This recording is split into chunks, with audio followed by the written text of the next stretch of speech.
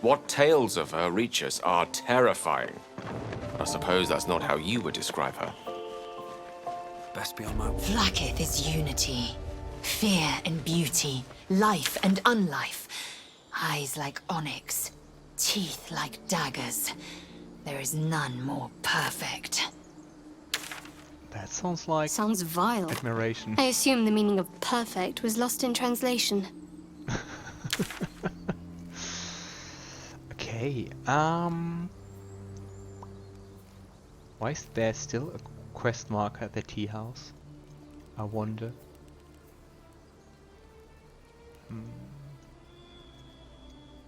Alright, I would try to explore what's up here. If there's something. What to do?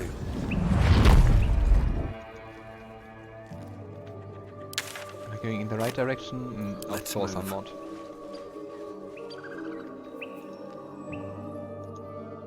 Yeah, that's the right direction.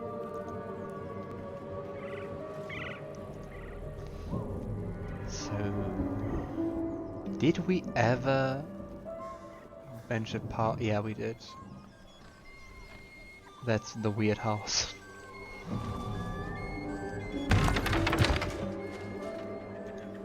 Not too sure if there's anything here. Ah, there seems to be something. And there's also an autosave. You seemed quite forward with your compliments earlier. We'd only just met. Seize the day, I say. More now than ever. Careful you don't pull a muscle in your haste. Great, now they are flirting.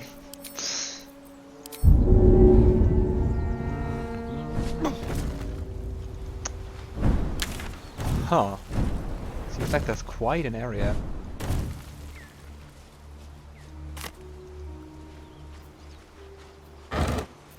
Ooh, garlic.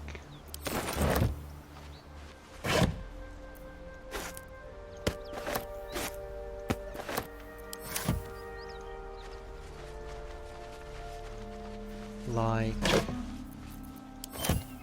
if I had like any tips for cooking, it would be like always use twice the amount of garlic that the recipe says.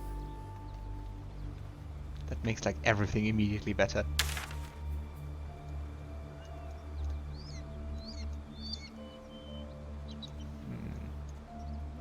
I think that's the only way to continue.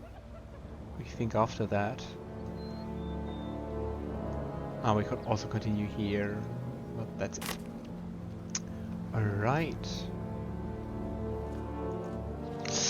I think I know where this is going, with bloated hyenas. Something tore right through these people. They didn't stand a chance. Let's just do another quick save. Yeah. And there's a Gnoll flesh gnawer. And a Gnoll hunter. Okay, let's try to ambush them. Softer than a whisper. Oh great. Shouldn't have wished to live in more interesting times. Let's try to speak with it. Give up now. Very well. Go away, or you will become new flesh. I will make you new flesh. What exactly does becoming new flesh mean? Feed the beast, feed the butcher. Your flesh will grow inside us. Better flesh, thinking flesh. Give flesh. Now!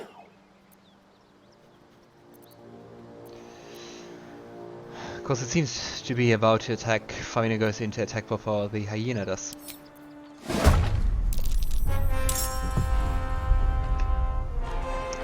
Yeah. I'm not gonna Shall be spoil what I think is going to happen. Yeah, you know who's hunger.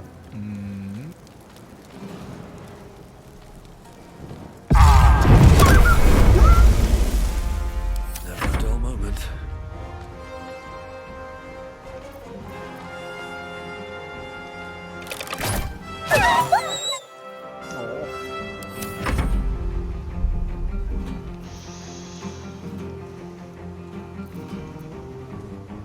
This is your end.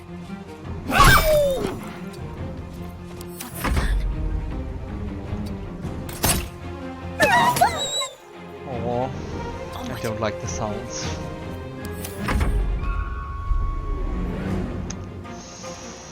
Okay, to give you the possibility to see what will happen, I'm not gonna kill the last one. I won't give in. I'm just gonna position myself. My faith will protect me. A good hint is Yenogu. Yes. A newborn Gnoll.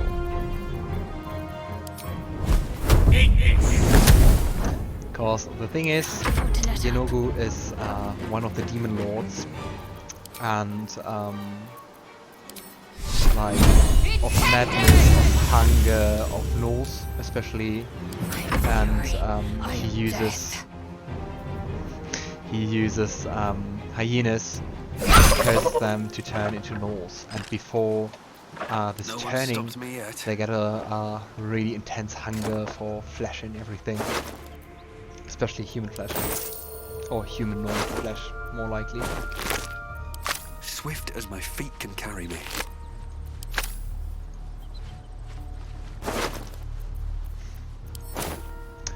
And yeah, they seem to have killed quite some of those people here.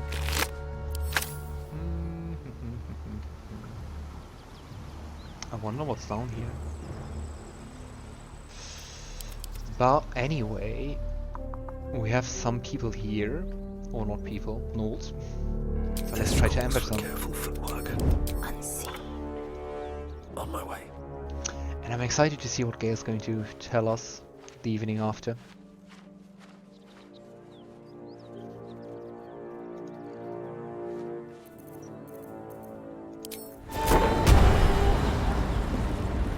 Oh, 4 of them.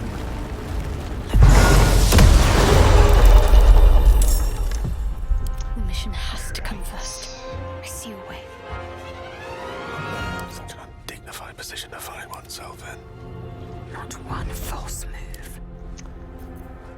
Better tread carefully. The sneaking's working out pretty good, I have to say. And grade 2 are already done.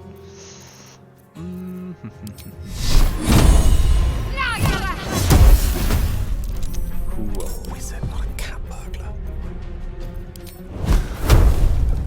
I'm a wizard, not a camp burglar. With every breath, a purpose. I am death. Nice. Time to push my luck again. Right. Swift as my feet can carry me. Fight's almost won before it even started. Yeah. Have a lot on my mind and, well, in it. An open letter on oppression and peacocks. Let's read that.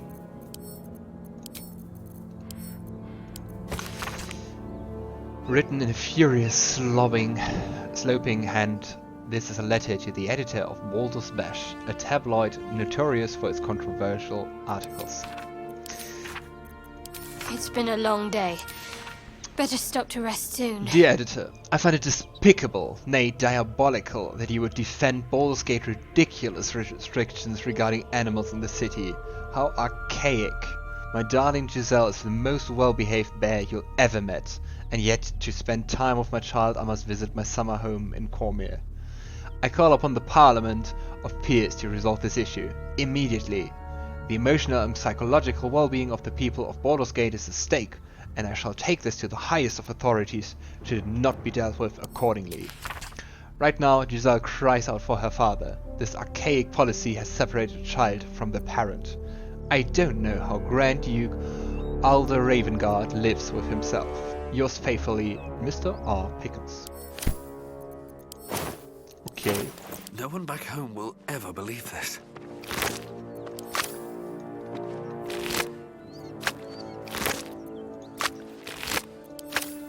No time to rest.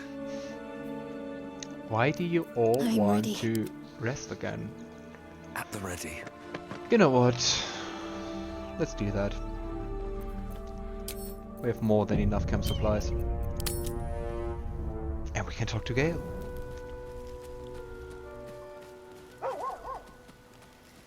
All right.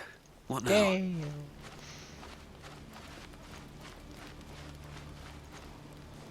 Ah! Good evening to you. I take it you're here to pick me up on that bedtime story you were promised. Exactly so. I'm all ears. Marvelous. It's a story full of answers long overdue. It is the story of a man who fell in love with a goddess.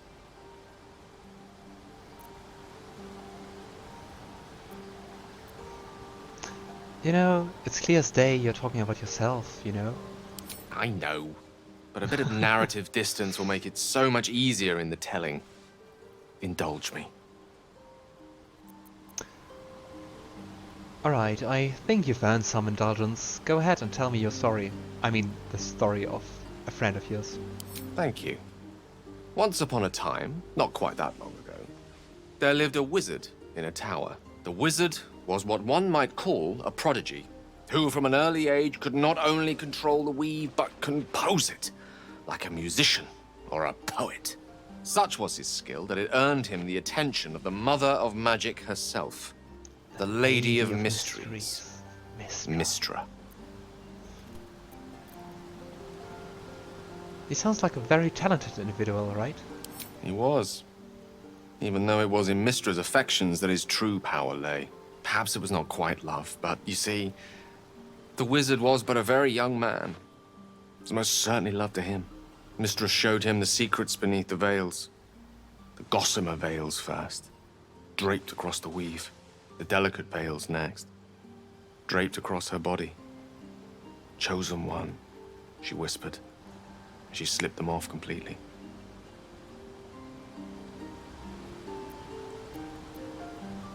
Are you telling me the wizard made love to a goddess? Yes.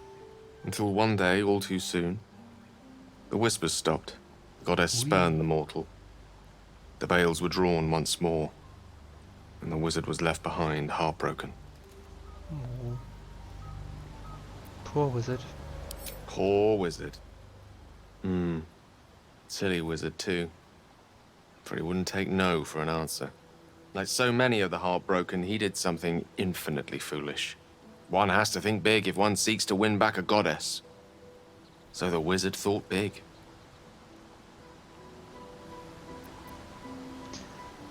I should say, I assume he did more than buy Mystra flowers, right?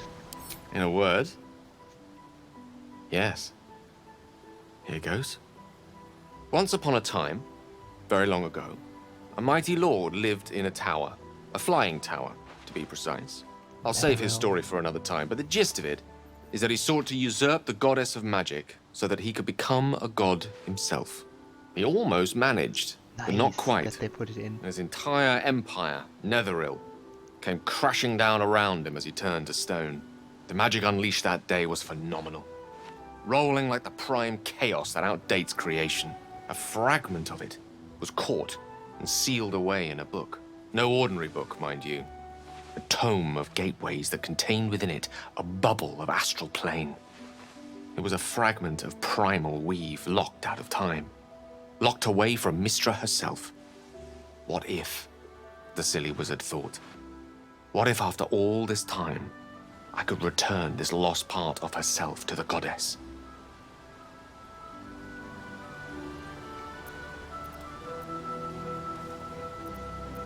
And the wizard happened to have this book on hand. So it goes with wizards of Waterdeep. It is a city filled with the most obscure arcana. He obtained the book and took it into his study.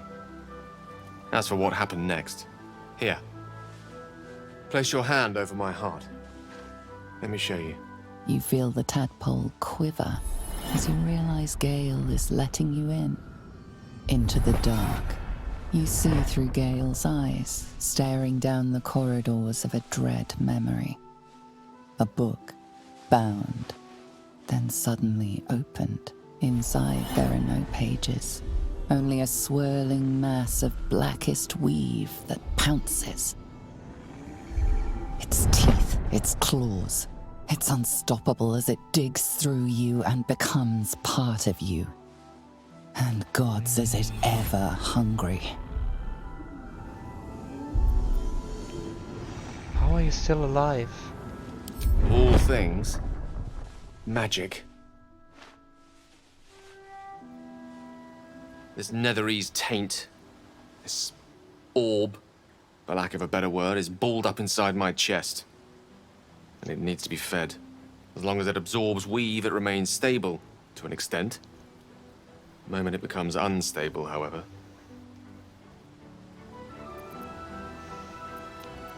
Go on. It will erupt. I don't know the exact magnitude of the eruption, but given my studies of Netherese magic, I'd say even a fragment as small as the one I carry, it'd level a city the size of Waterdeep.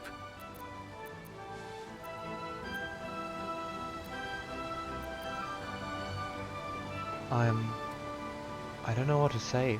I'm really sorry. That's a horrible burden to bear. It is my truth, finally revealed. It is this folly that led Mystra to abandon me completely. I can only hope that you won't abandon me as well. After all we've been through, surely we can brave even this side by side. Of course, side by side it is. That is a great relief. Oh, a great relief indeed. It is an honor to call you a friend. Many challenges lie ahead, but in this moment I believe nothing to be insurmountable. What do you say? Should we call it a night? Or do you have questions for me? If I may ask, Gale, are you still in love with Mystra? I'll be honest with you. I don't know. She's my muse still, the embodiment of magic.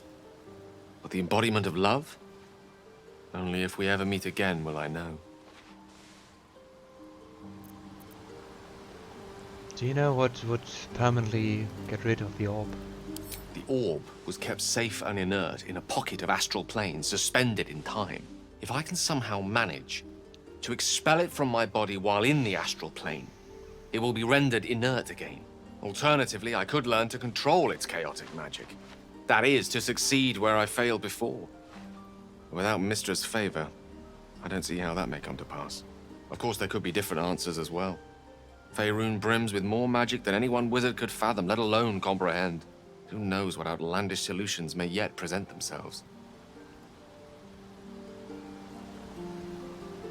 Alright, let's call it a night. Thanks for telling me. Good night, then.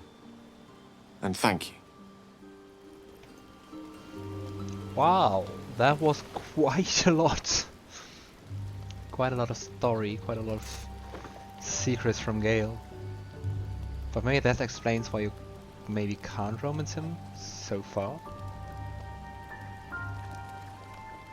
I don't know. But yeah, playing with forbidden magic. Maybe it'll bring us closer. May the darkness protect you. You seemed intrigued when Halsin mentioned Dark Justiciars before. Wouldn't you be in my place? If there's even the slightest chance that Shah worshippers remain within our reach, we should try and find them. Even if they're all long gone, and that seems quite likely from what we know, who knows what they may have left behind for us to use? My people are nothing if not resourceful.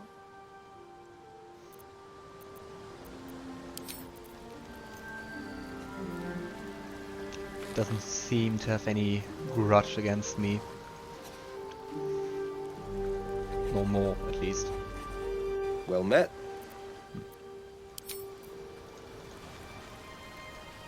Speak.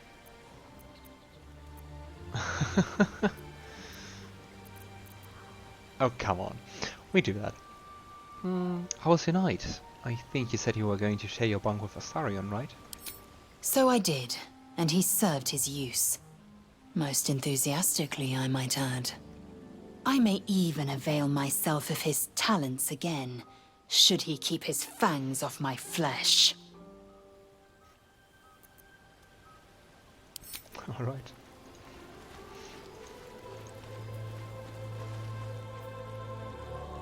Oakfather's blessings to you. That's quite a lot to talk. I have to ask, how do you know so much about the parasite? I studied one up close. Closer than most would care to be to those things. A drow attacked me and I defended myself. Afterwards, I was able to examine the tadpole that emerged. Hideous, but fascinating. Like nothing else in nature, I'm glad to say. Most interesting. This shadow you've spoken of already surely can't be that bad, right? It's had the whole region around Moonrise Towers in a chokehold of darkness and despair for years now. Those who remained are shadow-cursed. If you don't die at their hands, then you become one of them. We have to get to Moonrise, but the less time we spend in its blighted surrounds, the better. What exactly about that secret stronghold in the Underdark? You must know more, right? Precious little. But I'm quite certain it can still be found. I have to say, it seems like you're responsible for the Shadow Curse. Is there anything more you want to tell me about that? Well, there's hardly anyone left to share the responsibility with. Few who witnessed the fall of Moonrise still draw breath. What Ketheric Thorm unleashed is not something that nature can undo by itself. I must do what I can. I studied the Shadow Curse for years, but to truly understand it and stop it, I must reach its source. Do you know how exactly the Shadow Curse can be stopped? Or at least have any idea? It's not voiced again. Put it from your mind right now. Once we are near the curse, then there will be more to be said.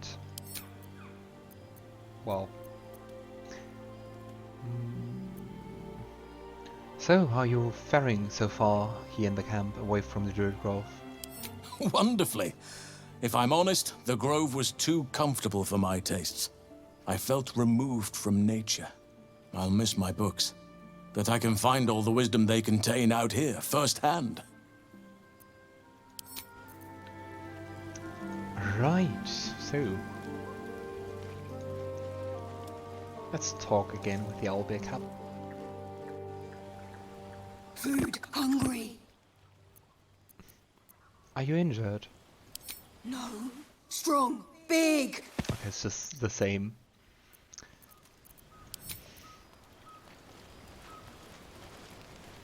Hope you're keeping well, friend. Yay! More pets. Oh, thank you. That's nice.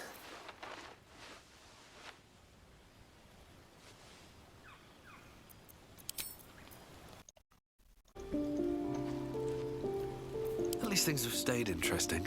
Yeah, so let's just go to sleep.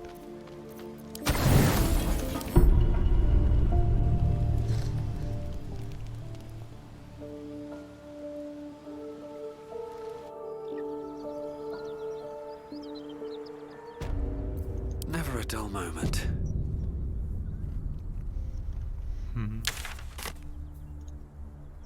Go ahead. I'm listening.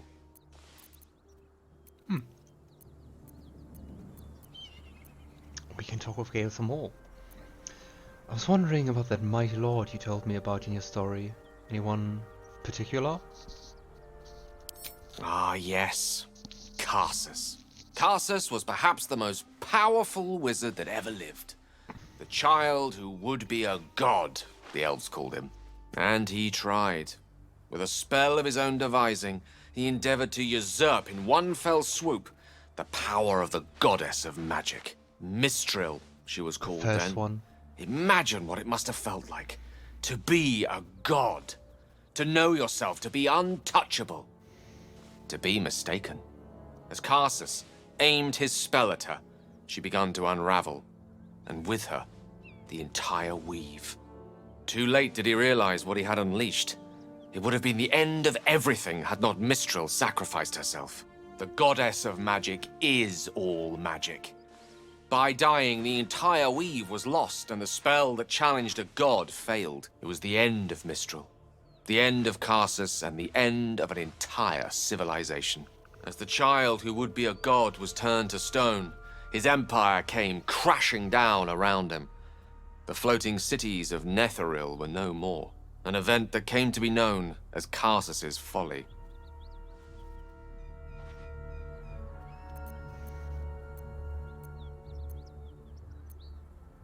So, at that moment in time, all magic was gone?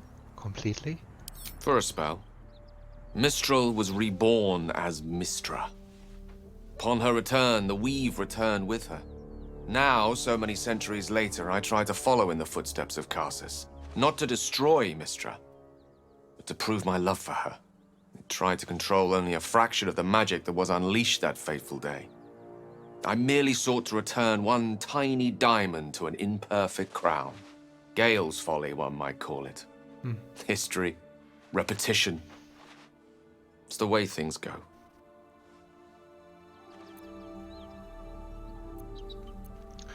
I know that might be quite the unpleasant question, but if you ever feel the Netherese magic overtaking you, what will you do?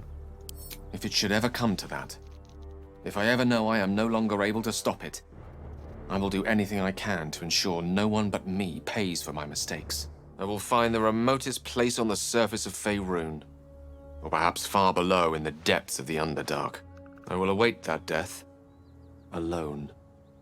I promise I will not betray your trust. Oh. You kept me by your side despite the menace that I am. If worst comes to worst, I will be long gone before the curtain falls. I'd love to say something nice to that. Is that blood?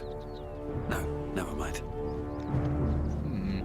Some footprints.